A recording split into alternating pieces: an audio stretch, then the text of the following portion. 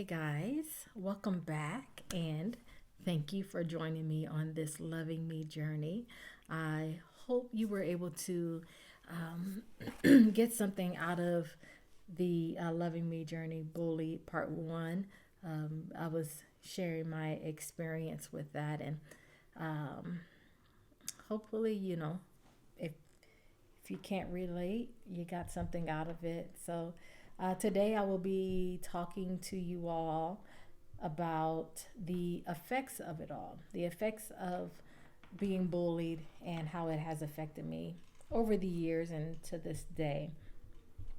And this is part two of that. So, I'll just jump right in. If you don't know, if you've never been bullied before, bullying sucks. It really does. My heart goes out to children or people that have been that had to go through this themselves. I know that I read an article maybe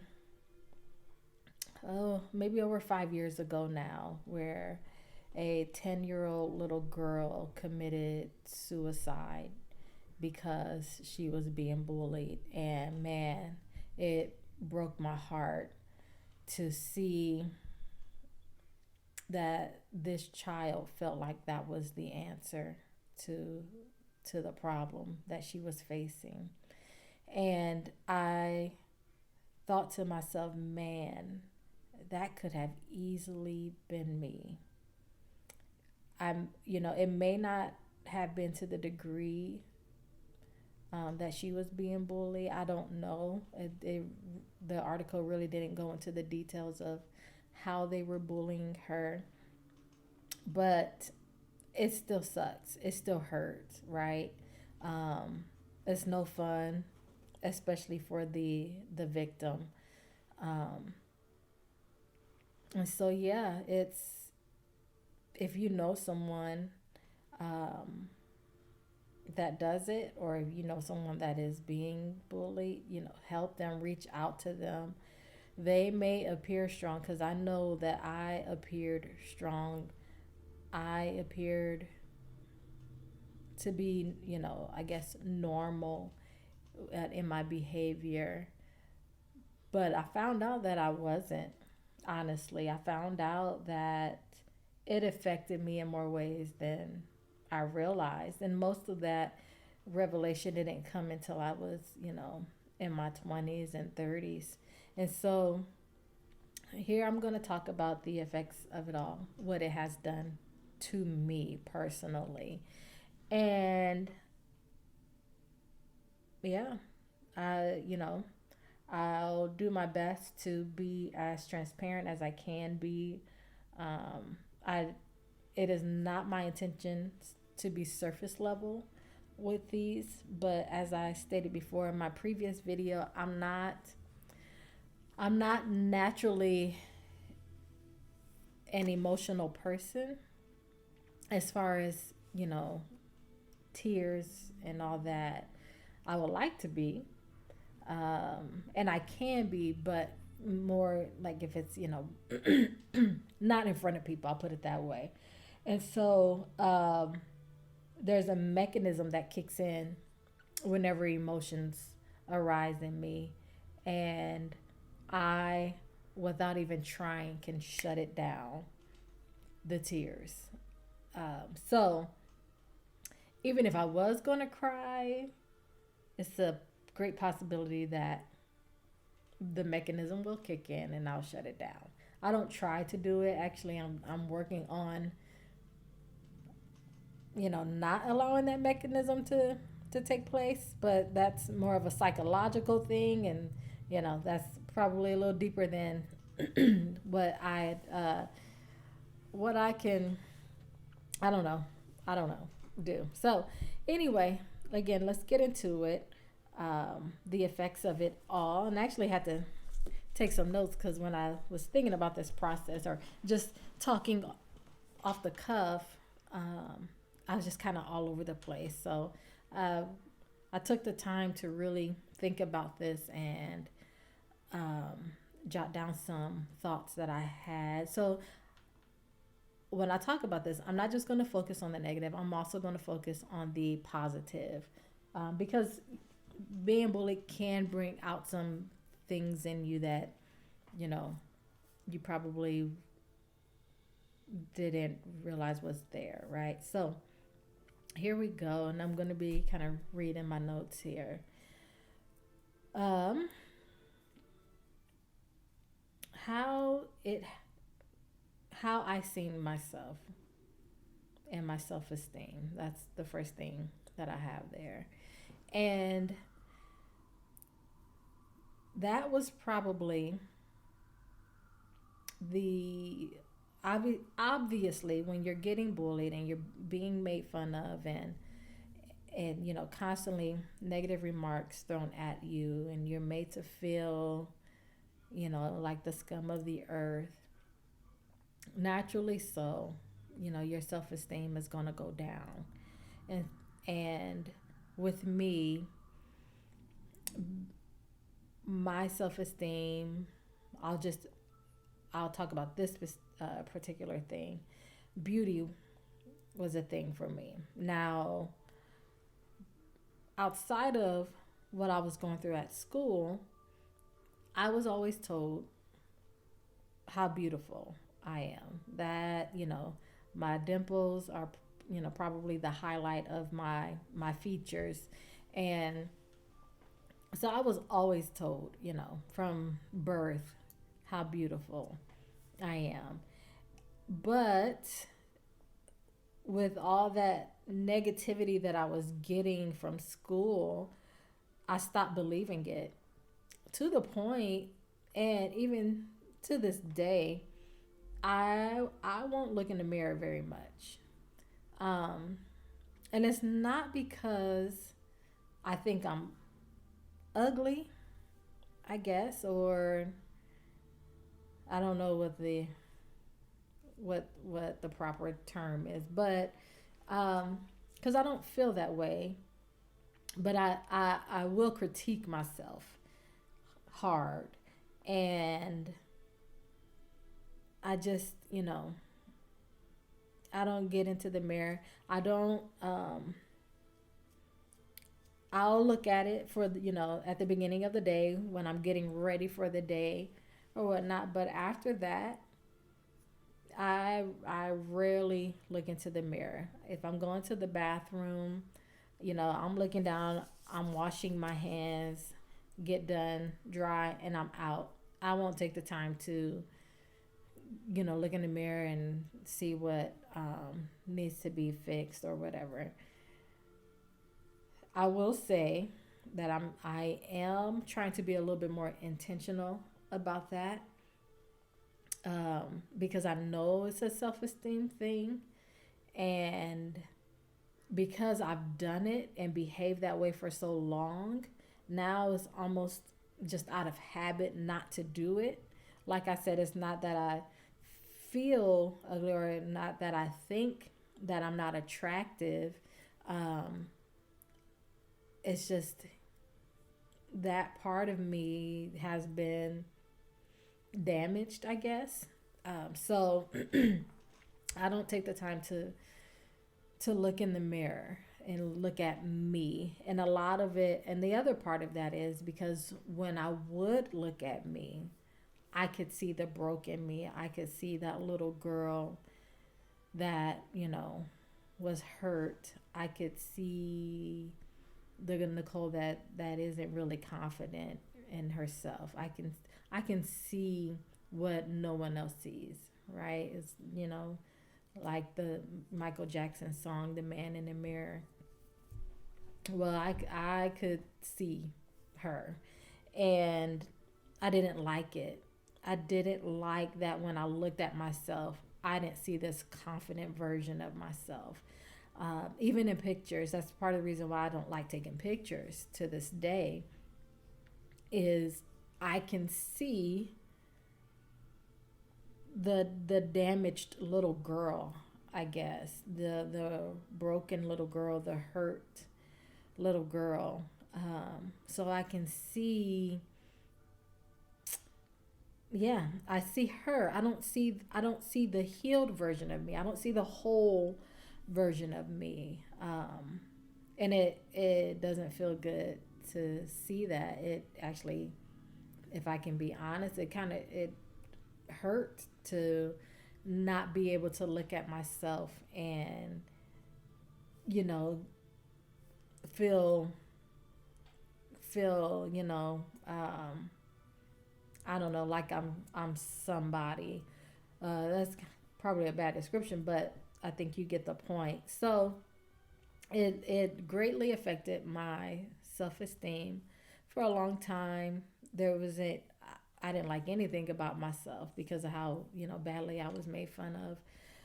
I didn't like my name. I didn't like my dimples. I didn't like um, my legs because I was that was something that was picked on was my legs. Um, it affected my self esteem when it came to singing. Um, for the longest time, I had no idea that singing was a gift of mine. You ask how, I don't know, but I loved music to this day, love music, um, was singing all the time, but I didn't grow up around other singers like that, or nothing was ever said to me. And some of that was because I was shy and didn't really sing in front of people. That my cousin, um, Derek, uh, who's in heaven now, uh, he was the only one that I really had that time with singing. We were always singing with each other.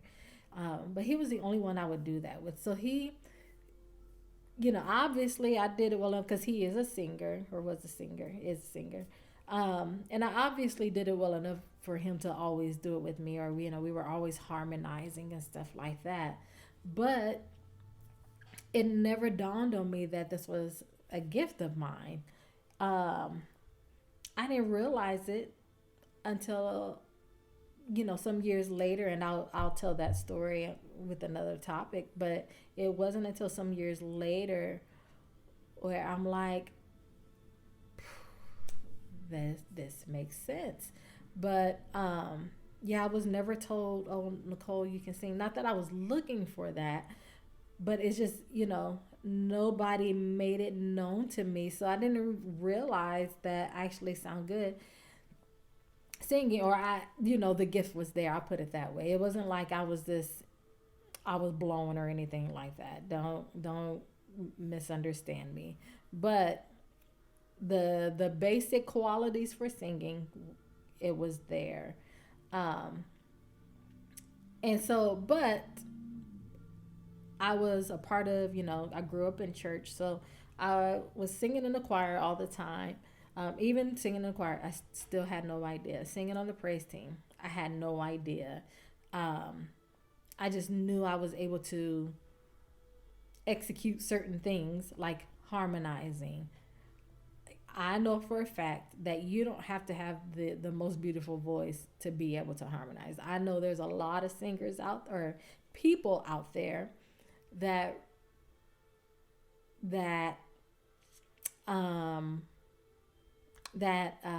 how do I say this, that can harmonize but aren't what you would consider to be a singer like that. So I could do that. I was, that came easy to me. But I would always, man, I never felt confident in it. I never felt, I was like terrified of always, having to sing on my own and stuff like that. Why? Because I never thought I sound good. Even to this day, let me be honest with you. To this day, as long as I've led praise and worship and singing, and I've even done some studio stuff, not solo wise, but um, done a little bit of studio. that is, you know, one of the things I struggle with confidence wise. Um, and people compliment me all the time, or would compliment me all the time, but it wasn't, you know, something that I grew up realizing that was a gift. And a lot of that was because of the issue with my self-esteem. I probably wouldn't have seen it as one anyway. I probably would have critiqued it like I do now, like, oh, you know, you're not that good anyway. Now, I don't say I'm not that good. I know my flaws when it comes to singing, but I'm not terrible. You know, I wouldn't call myself average, but I'm not up there either. You know, not gonna not gonna lie. So, but that's just, you know, one of the things that I I'm aware of, that I struggle with. You know, with self esteem. The other thing with my because of my self esteem, I didn't go out for sports. I grew up playing tennis. When I say I grew up playing tennis, I had coaches coming at me wanting to teach me to take me to the next level. I had a high school coach, that I knew from playing at the park, because we would go there every day.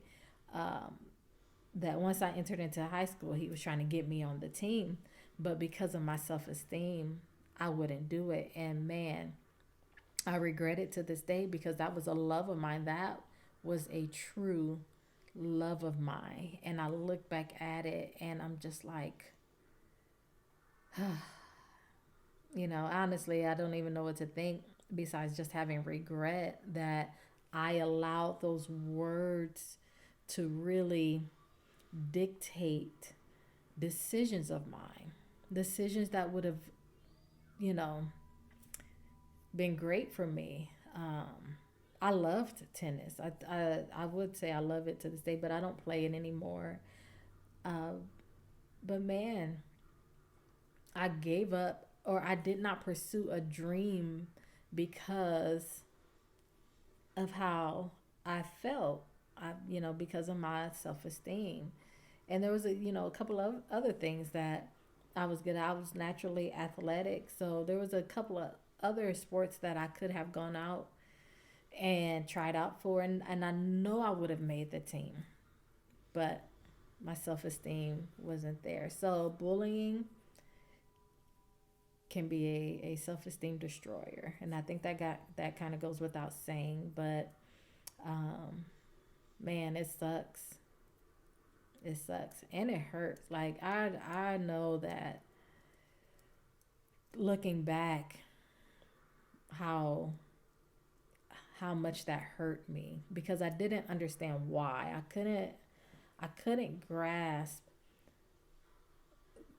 that I did nothing wrong, at least nothing.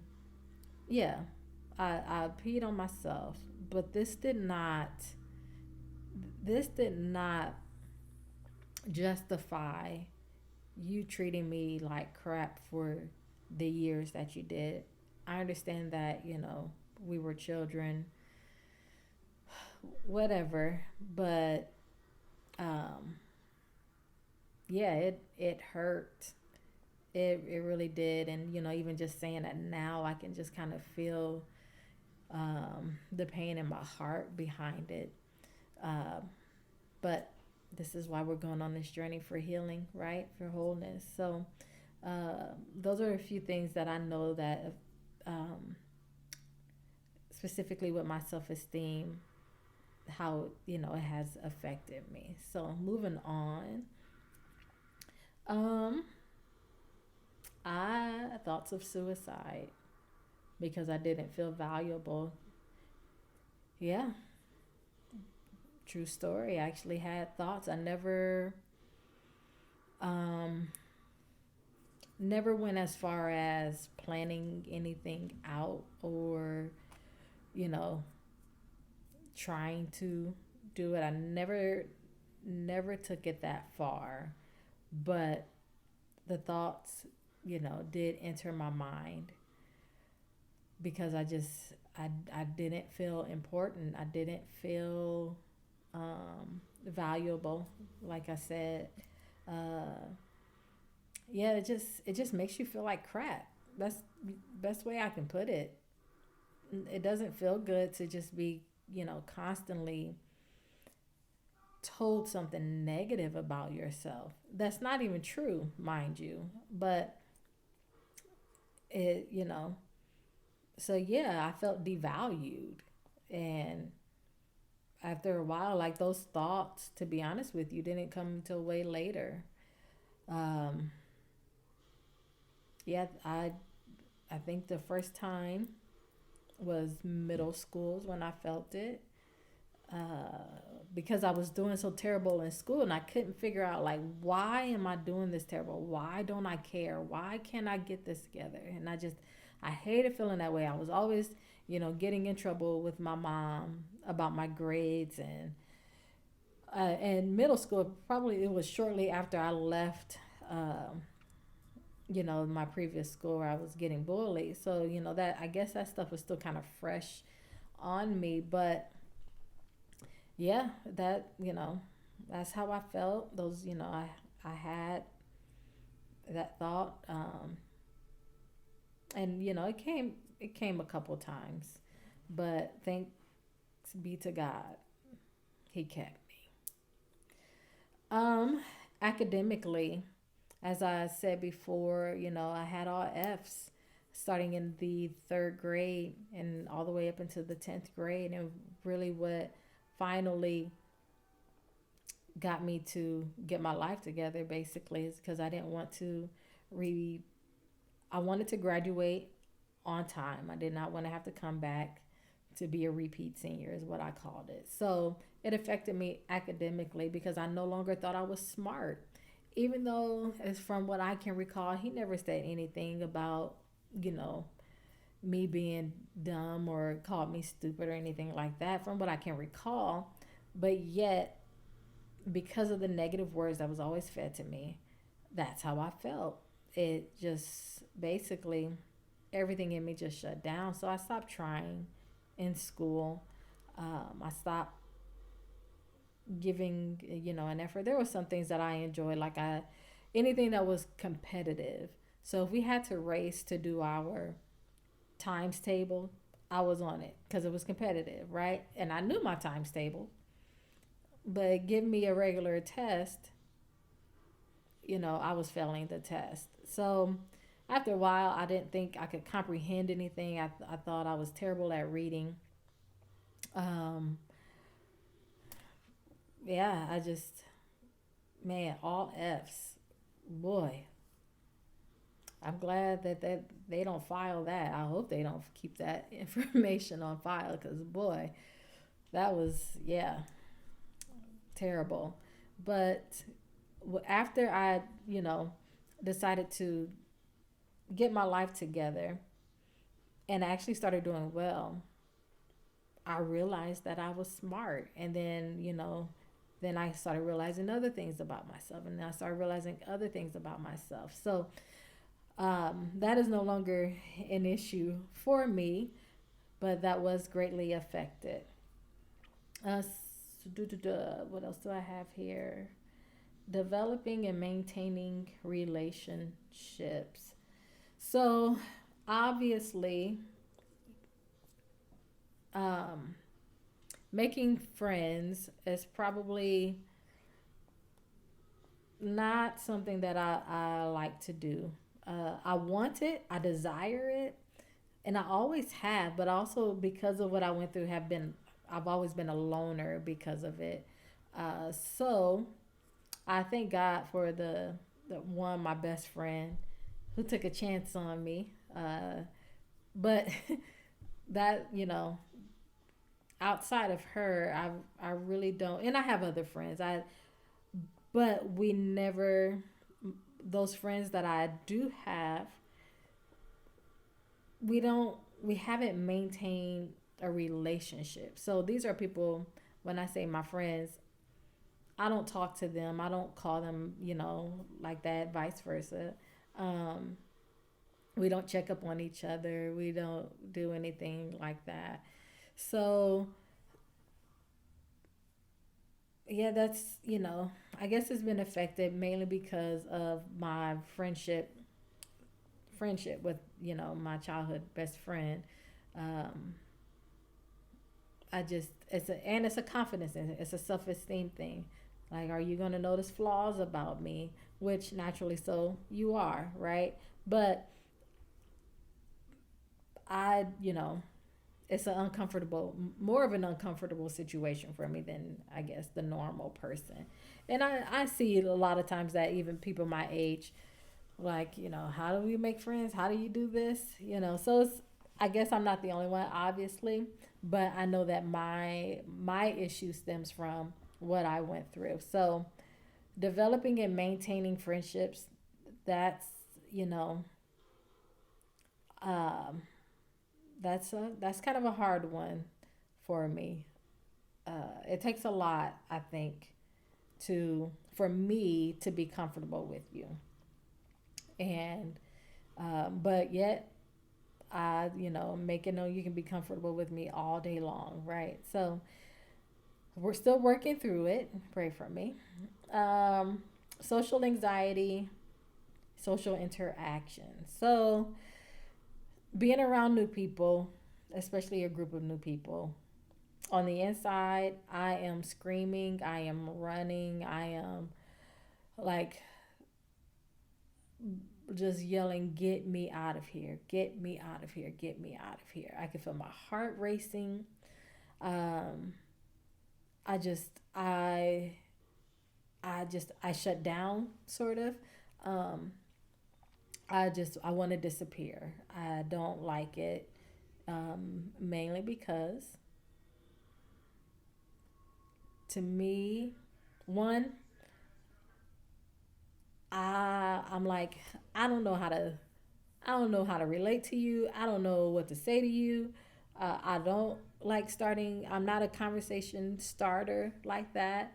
The second thing is once I do start talking to you, or once you start talking to me, are you going to judge me? Are you going to look at these flaws about me on my face? Not necessarily like internally, but just visibly. What are you going to notice about me that is going to, cause you to judge me? Again, stemming from the effects of being bullied.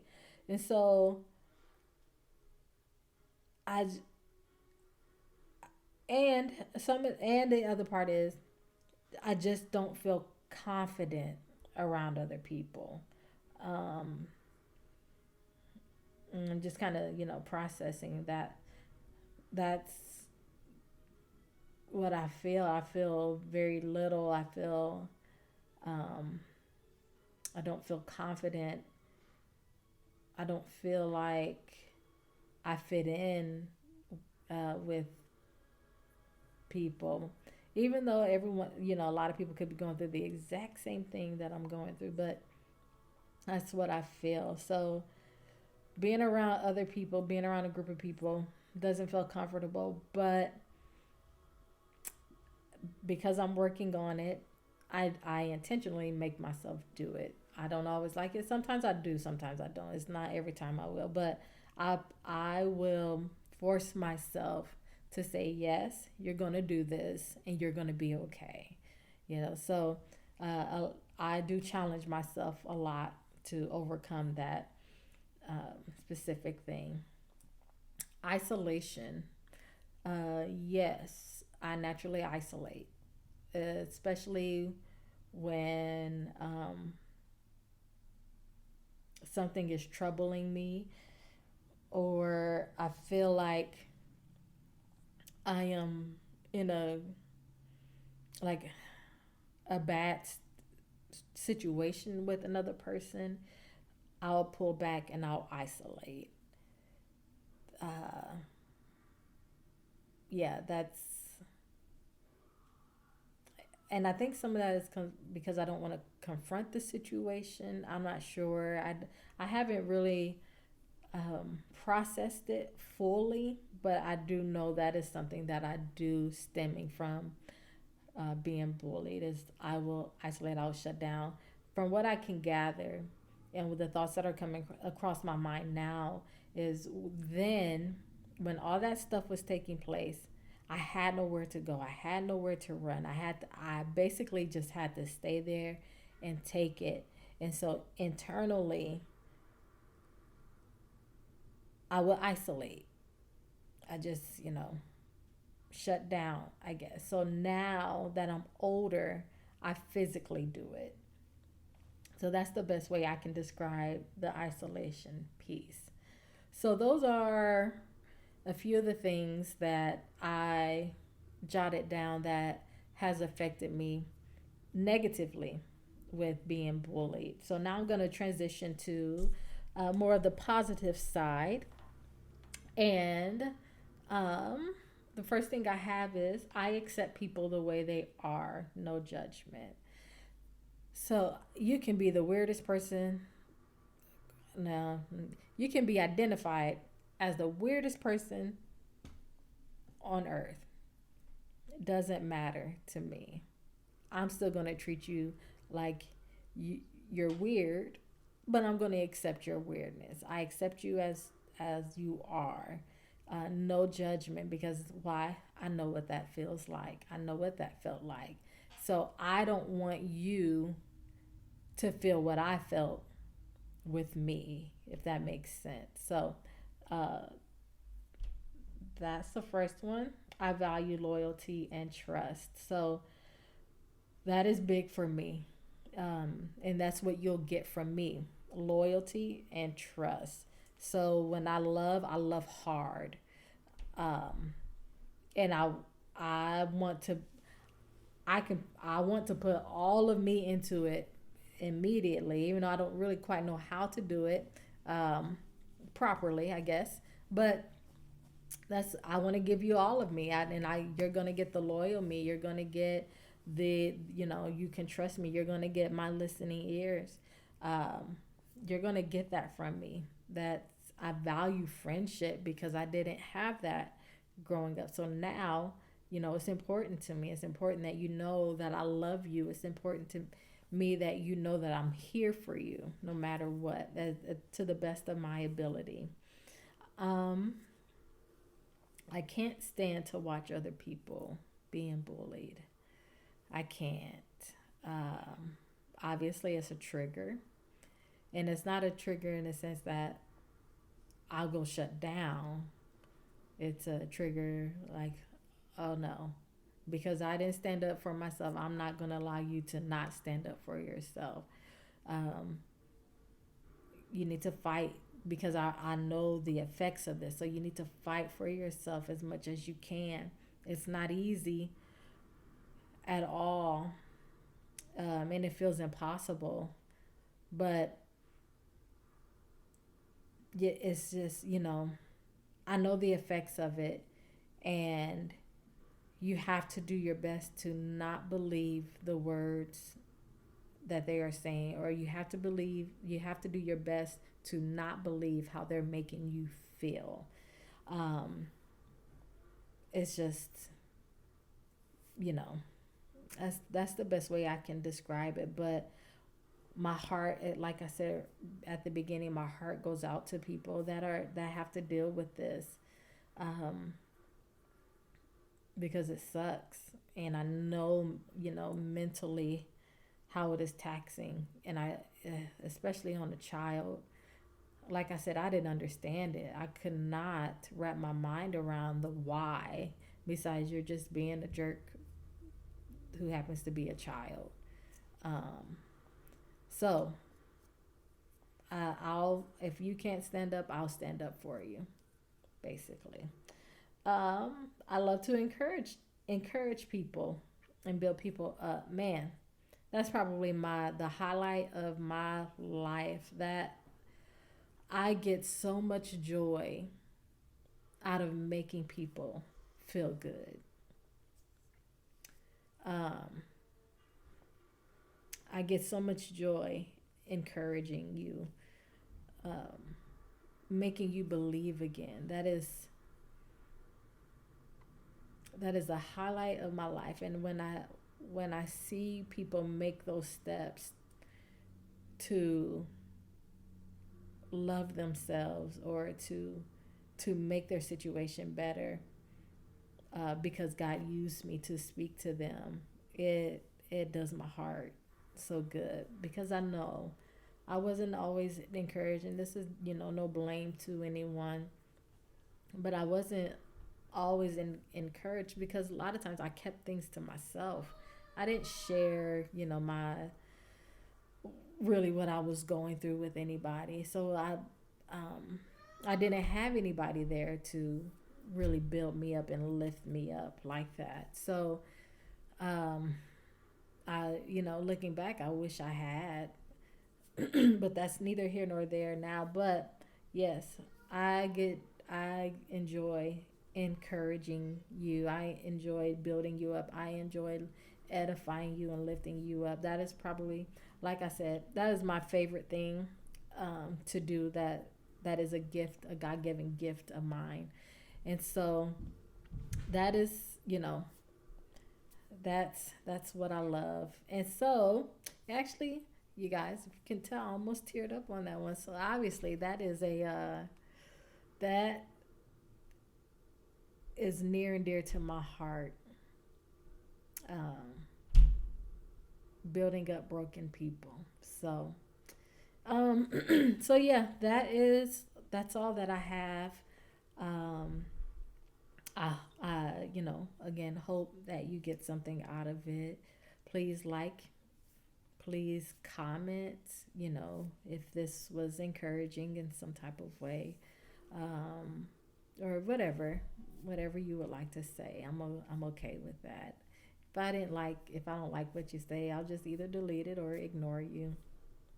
Um, at, just being honest. But thank you for your support. Thank you for your love. I want to see this thing just bless and touch so many people. So please stay tuned for part 3, where I will be going over the challenge part. Um, I've talked about the problem. So now let's work on the solution. So yeah, thank you for being here. Thank you for joining me. Um, and I look forward to seeing you all soon. Take care.